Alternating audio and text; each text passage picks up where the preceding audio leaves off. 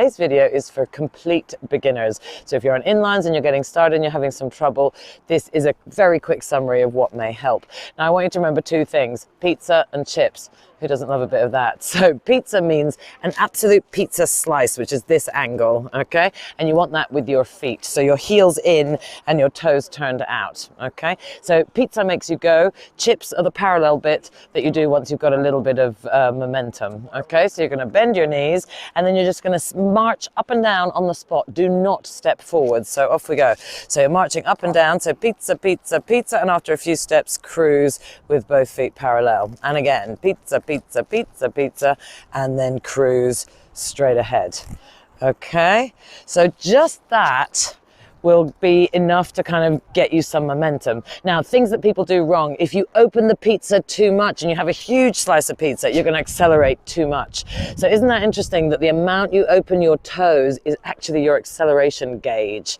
Yeah, and most people have no idea that that's what's happening when they suddenly start accelerating too much, okay? So any moment that you're going too fast, just get your feet parallel and then your speed will just roll out and you'll be safe. Okay, so that is the super basics very, very quickly. You may, if you're feeling pretty wobbly, you definitely should start on the grass and do some of those stepping things on the grass, just so that you can feel kind of more confident with lifting your feet and putting them in those positions. All right, let's look at a few of the other problems you might find. The next problem that people encounter is not to do with their feet, but to do with their body, right? But everything is connected. So we see most beginners, I'm just going to exaggerate a little bit, but we see a lot of beginners in this kind of stance. Now they might be doing a perfect pizza, pizza and chips, but can you see that my sort of body is hinging forwards and my legs are kind of straight?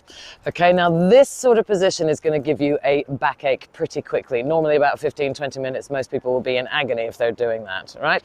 So let me show you how your body is a system of levers. So if you just stand up straight, stand up in your chair. If you're watching this at home, do this rather than just watch it. So body straight, legs straight. Okay, this is your normal standing position. Now just take your knees forwards. Nothing else changes. Now some of you might have just done this. You will have also leant forwards from the waist, okay? So think of completely shoulder over hip and just the knees go down. Okay, so that is the correct position. This is how we want to be skating. What most people will instantly do, and I think it's because of the gym. I think everybody's so used to doing gym squats, right? And in a gym squat, you do stick your butt out and lean forwards, but you absolutely do not want to be doing that on skates, okay? So body up, knees down, yeah? And notice what happens. If I straighten my knees, watch how my body is going to hinge forwards.